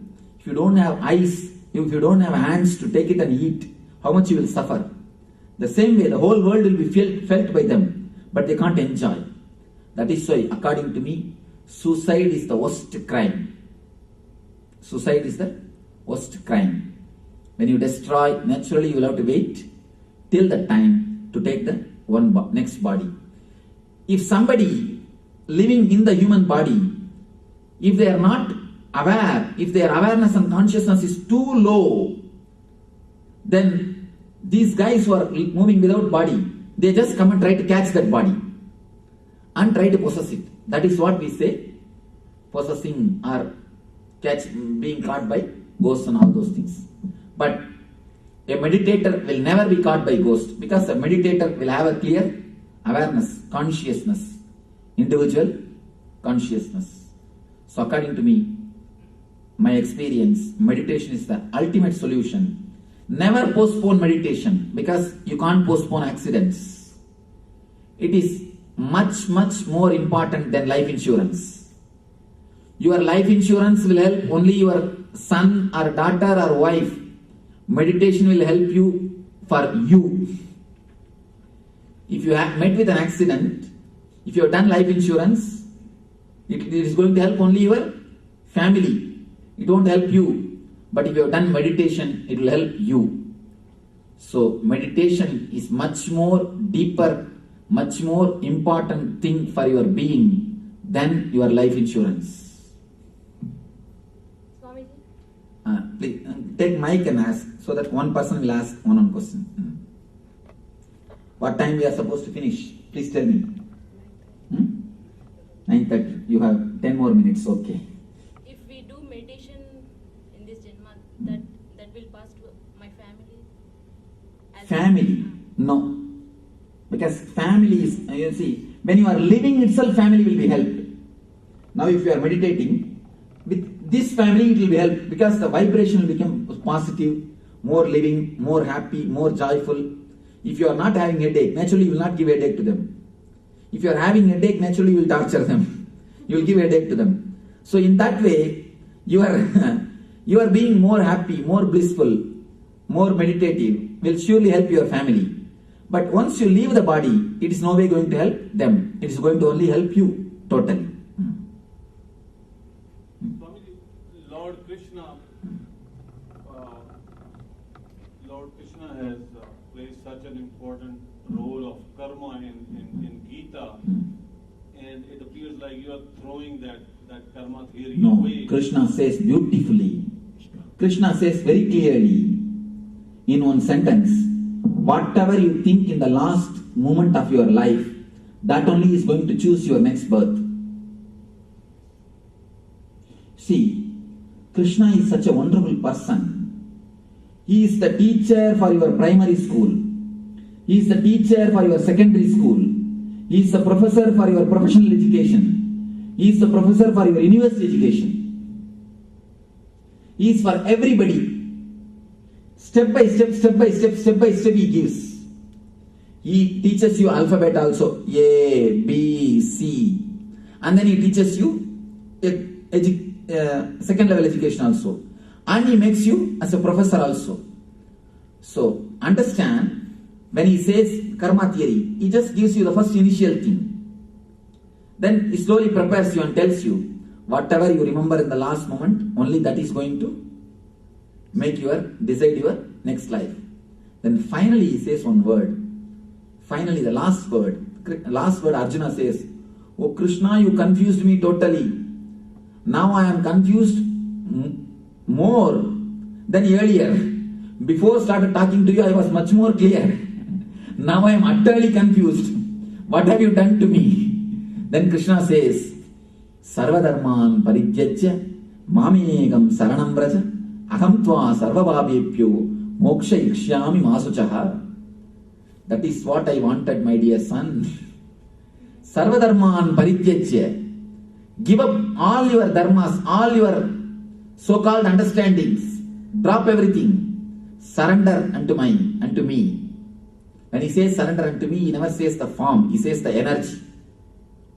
The energy which we call Krishna, the cosmic energy, intelligence, or the universe, the Parashakti, which we call as Krishna. He says, surrender unto me, surrender to me, I will liberate you from everything. He says, in the ultimate sense, the surrender is one of the ultimate technique. One thing, understand, step by step he teaches everything to Arjuna. If you catch hold of the second lesson and you say, Swamiji, what is this? What Krishna taught, you are objecting. I am not objecting what Krishna taught. He himself is objecting in the second, third level. When you are taught how to ride the bicycle, the person who teaches you will tell you, hey, sit straight, hold the bike, hold the handle properly, and pedal properly. The moment you learn, what do? You put your legs on the handle and you drive. So it's like he teaches you the first lesson. Then comes the second lesson. Then comes the third lesson. I am giving you the ultimate lesson. I am not teaching you mystery. I am teaching you the mystery of mysteries. Yes. Expound more on free will and destiny. Both are bullshit. The free will is not free will as you think. Destiny is not destiny as you think. Understand this one thing. You are here because of all your past decisions. First thing, you have decided to see my flyer. Did you see my flyer anywhere? Then you decided to note down the number. Then you decided to call the coordinator. Then you decided to note down the way. Then you decided to get into the car. Then you decided to drive. Then you decided to come in. Then you decided to sit. Then you decided to listen. Now you decided to question. The questioning, the present incident is happening because of the totality of all the past decisions. Am I right? Because of all the past decisions, the present is happening. Because of all these present decisions, the future will happen. The problem is, you decide many things unconsciously and you forget that you decided. When the result comes, you think, no, I never invited, I never did, what is this? It has come, it has happened. That is the problem, that is the place where you miss the understanding. There is only one thing. All your past decides the present. All your present will decide the future. Be aware, be conscious of the present decisions which you are making. That is enough. There is no past. There is no need to bother about the future. Simply you will see, you will be able to design your future. You will be able to design your future. That's more than enough. No need to bother about free will and destiny. Because both words are just, as I told you, B-U-L-L-S-I-H-I-T. One more question, Swamiji. The world population is getting so large. Where are all the lives coming from? Yes. Here is a beautiful question. The world population is getting so large. Where are the lives coming from? All the beasts. What's happening to so many trees which you are killing? So many animals which you are killing? So many animals are killed in the forest. What is happening to all of them? They are only entering into human body. That is why still they are animals. They may be in the human body, don't you see they are living just like animals? So, just they are getting, promotion. More and more promotion is happening, that's all. Yes. And you see, if the more human bodies are created, even the lower level jivas, even if they are not qualified to live a human body, they will be allotted. Go, quick, because somebody has to fill. Somebody has to fill the body, so they will be sent, the allotment will be done. Yes. How long it takes to cross those 7 layers? Oh. With the right meditation and the master, if you meditate even once deeply into that layer, that is more than enough, you will drill it. The NSP Nithyananda Swamiji program is based on these layers only. I have tried to present a small gift to the humanity, which is from my experience.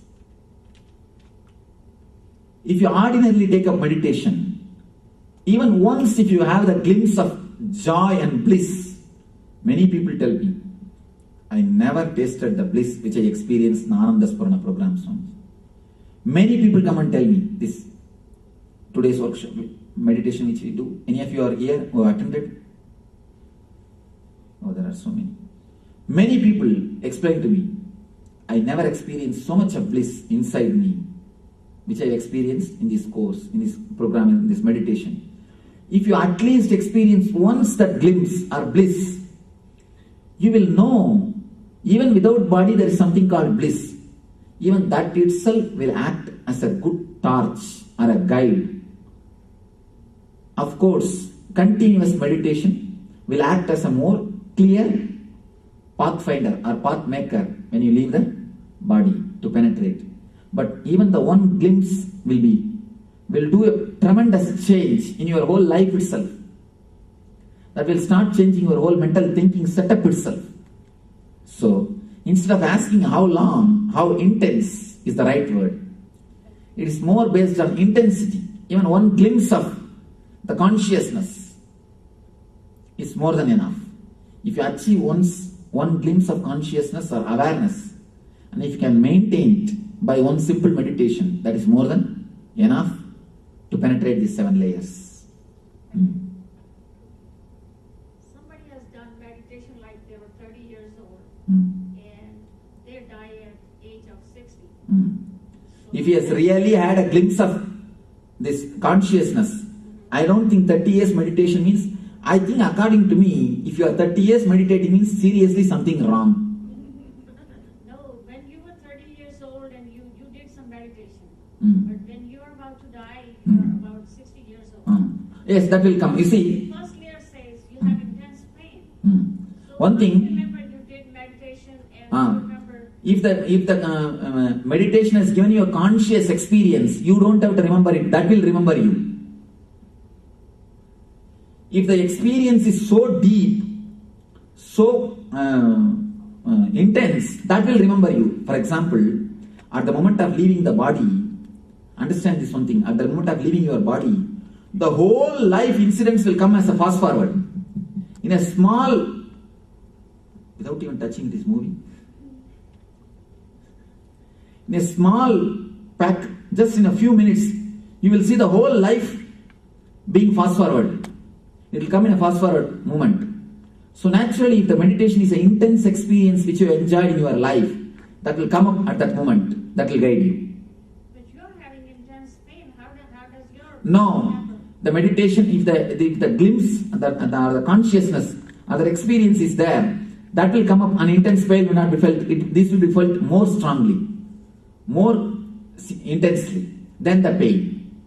So it happens automatically? Automatically. But at least once you should have a deep glimpse of the consciousness, the experience. If you are not, even the 30 or 40 years of meditation will not work. People come and brag. They just boast, Swamiji, they don't boast in front of me, they boast with others. You know, I am a senior devotee. Last 2 years I am with Swamiji. Last 3 years I know Swamiji. I tell them, don't tell this. It is actually degrading my name. You are spoiling my name. Even after 3 years being with me, you are not become enlightened. You are damaging my name. It's a damage to my name. Don't think it's a proud thing. It's a damaging statement to my name. So if you say, I'm meditating for last 30 years, don't tell outside. It's a damage for your guru and you. So it is something seriously wrong. There is no need for 30 years and all. According to me, 1 year is too much to have a glimpse. It's too much to have the glimpse of the conscious experience.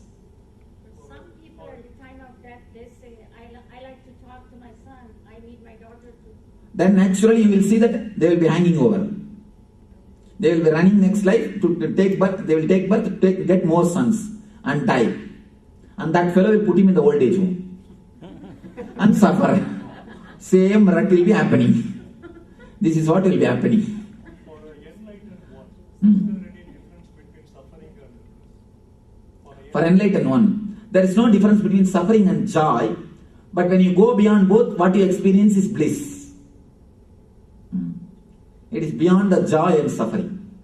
Bliss. Next.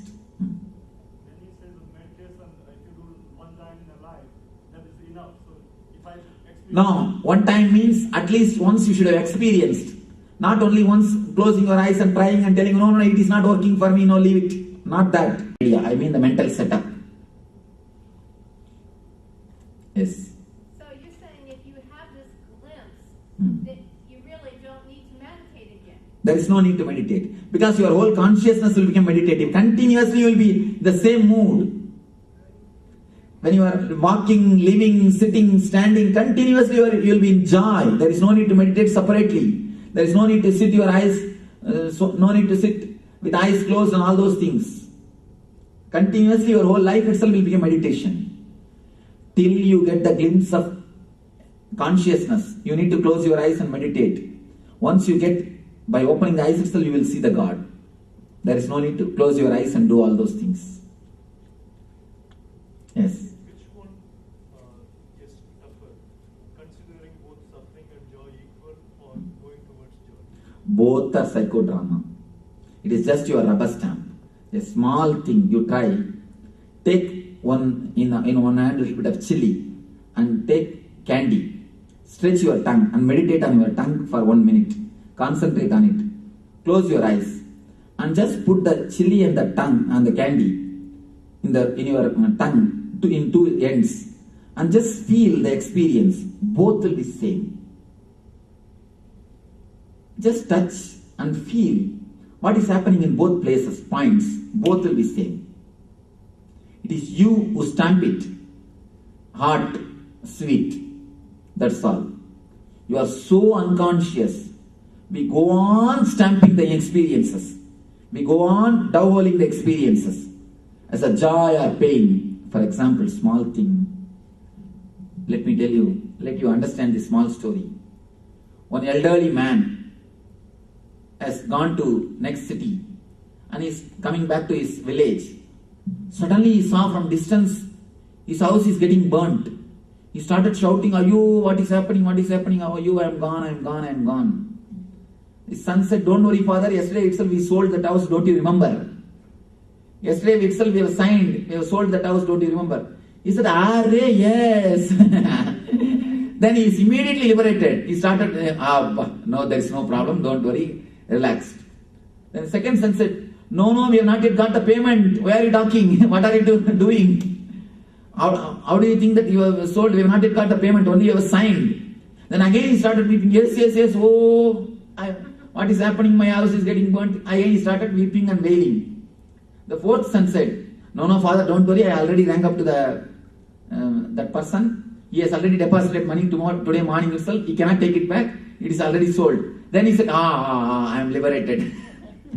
You see, in half an hour, 3 different moods. The same house is burning. The same person is seeing. In half an hour, he enjoyed the deep pain, deep pleasure, again deep pain, again deep pleasure. Just the idea. Mind and not mind. Just the idea. See, the pain and the pleasure is just your rubber stamp, just your idea. Incident is same. Person is same. The house which is burning is same. The person who is seeing is same. Just the ideas. Tuck, tuck, tuck, tuck, tuck. see what's happening. That is what is life. So, pain and pleasure, both are your psychodrama, nothing else. So, let us say, without doing meditation, I have the mindset to consider pain and joy as equal. Without doing any meditation. Does it mean that I am liberated? Without doing meditation, if you feel that, the truth which I said, if you feel in the life, consciously you are liberated. But unconscious times, when the emotion starts erupting, your conscious mind will not be under your control. For that, you need meditation. You see, as long as you are balanced, all this logic will work out. The moment you are imbalanced, when it comes to you directly, then you feel imbalanced. That time, meditation only will give you power, the energy to be balanced even at that moment. If you are balanced even at that moment, you are liberated. That's all. Gita says Samatvam is the yoga. So is the glimpse of what you are saying, is it same as an understanding to treat everything as same? If you have that glimpse, you will experience Samatva in totally different way, not as you understand now Samatva. The very understanding of Samatva will change. Now, whatever you understand Samatva is wrong. I tell you, whatever you understand is wrong. You may ask, what is this, Swamiji? You do not even know what understanding I have. How can you say it is wrong? I know for sure, the more you meditate, you get the more clear experience, understanding. Whatever you understand now as Samatva is only dictionary meaning. When you meditate, you will have existential meaning. There is two different things, existential meaning and different dictionary meaning. A small story. One lady was trying to wear her new fur coat and see how beautiful she looks with that fur coat. Standing in front of a mirror. And the small girl, her daughter, she was telling, Mom, you don't have even a little bit of sensitivity, Mom. That poor, dumb animal, how much it has to suffer for you to have this coat. Suddenly, this lady turned and told, how dare you will talk about your father like this? You see, dictionary meaning is different. And existential meaning is different. If you understood the joke, you can understand. Dictionary meaning is different. Existential meaning is different. So understand, now you know only dictionary meaning. If you meditate, only then you will understand existential meaning of what Krishna says, Samatva. Okay. Even the word sex, when I uttered, what you understand is only dictionary meaning. Only when you meditate, you will have the existential meaning. Buddha had his own way of meditation. Is it possible that I can formulate my own way of meditation? Buddha was so intelligent. Never say he had his own way of meditation. No. He worked with the 10,000 keys and then find out his own key. If you have courage and want to do the same thing, you can do it. You will also be spending 12 years doing all sorts of things, but you will never have the courage. First, initially you will think, your ego will say, why to learn? Let me have my own meditation. But 2 days you will not be able to go in your journey. Not 2 days. You will not be able to go in your journey. You will forget the whole thing and you will cheat yourself. Buddha is the ultimate category. But at least fall in the second category and pick up, learn and improve. Instead of that, we always think about flying. We don't even walk. Thinking about flying, you don't even start walking. At least don't do that. If you can fly, that's really great. If you can't, at least start walking. Yes. Somebody, me or anybody, doing puja every day, can we think that that is a kind of meditation? Because we will think that God is seeing in the sky and He knows what is good and what is right. So suppose we are doing anything, sometimes we will remain silent thinking that someday is going to come, He will do good for us. One thing, to tell you the direct answer, if it leads you to have a conscious glimpse of Ananda or bliss, are you having that? Conscious experience of energy and Ananda or bliss, are you having? By meditation? By the puja? Sometimes. You see, that amount of time which you took to say it sometimes surely says no time. If you had, the answer will come so sharp, with so much of life. Yes, it has not come. There is some doubt. Be very clear, you have not heard. And the moment you know you have not heard, it is not going to help you anyway in your conscious growth. It's going to, maybe it will have a little bit of good entertainment.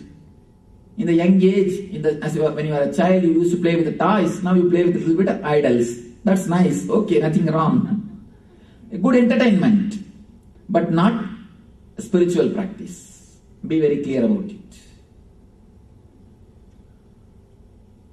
Why do you need to do all these rituals when there is no need? It's all up to you. There is no need. Havan has a lot of rituals too, so but that's the way it says, you have to put ghee and samagri and all this sort of thing. So that's in the Vedas too? No, it is Karmaganda. It is not Jnanaganda. That's what I told you again. As Krishna was teaching step 1, step 2, step 3, step 4, Rishis were also teaching step 1, step 2, step 3, step 4. Why are you again and again quoting the same portions which supports you?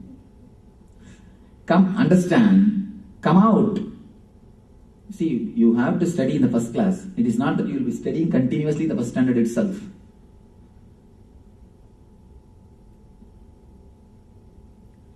Swamiji, Yes. will the Vastu of the house decide how to live the residents? Vastu is 2 volt current. Meditation is 20,000 volt current. Flood meditation. Vastu, Jyotisham, stone, gemology, neurology, all sorts of allergy will disappear. All allergy will disappear. If you are continuously believing some stones, you will become stone. Nothing more. Nothing more than that. I see actually a small story. In India, if they get a new car or bus, any vehicle, van, they will put one lemon in front of the vehicle to do puja. One guy is asking, why are you putting this lemon? The other guy says, no, only then vehicle will move in a good way. Then this guy is commenting, without knowing this Ashok Leyland fellows, they have made 5,000 spare parts and made this vehicle, and you say only this lemon is going to make this vehicle move. 5,000 spare parts they made and assembled the whole vehicle, but you say only this lemon is going to move this vehicle. One thing, if you believe in the small stone, you will be nothing more than a stone. You will become just a stone. So drop all these foolish things. It's enough. There's a cassette I have spoken. Place to space. From place to space. In that I very clearly explain the science of Vastu and how meditation alters the energy of Vastu. You said that you don't really advocate any diet for any of your practice. But what kind of a diet do you really suggest? You see, I don't give as a rule, but if somebody wants, I can give as an understanding. You can follow it. Actually, I follow something. I don't eat onion, green chili, garlic, so that the mind will be fresh. They are called natural steroids. They can be taken as a medicine. Onion and green chili and garlic, these 3 are good medicines. Garlic is a good medicine for heart trouble. Steroid is a good medicine, but not a good food. Just like that, this is a natural steroid. It's a good medicine, not a regular food. Something like this, I have small understandings to concentrate or to meditate more intensely, more deeply. Those few things you can take it and follow. Naturally. Those few things are more than enough. Nothing else is required. These few understandings are more than enough. So let you understand the mystery of mysteries and let you be liberated. Let you experience the eternal bliss. Nithyananda. Thank you.